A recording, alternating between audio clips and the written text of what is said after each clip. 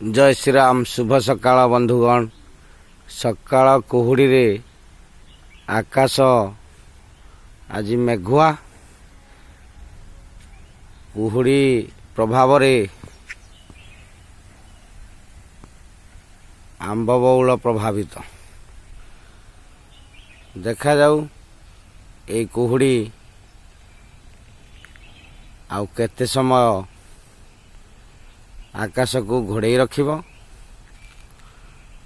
आज सकाळटी समस्तଙ୍କ ପାଇଁ शुभमय हो। ये जगन्नाथଙ୍କ ठारे प्रार्थना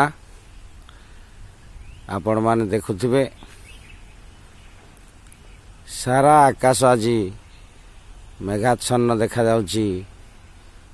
कुहुड़ीर बल मध्यरे सबुआड़े अंधकारमय। वर्तमान समय 8टा पाखापाखि हो जाइथिले मध्य सकाळटी संध्या भली देखिया को मिलुची। ए परिप्रेक्षी रे ए कुहुड़ी रे यातायात करिबा जानवाहन सतर्कता अवलंबन न कले विभिन्न प्रकार दुर्घटनार सम्मुखीन होबाक पड़ी थाए।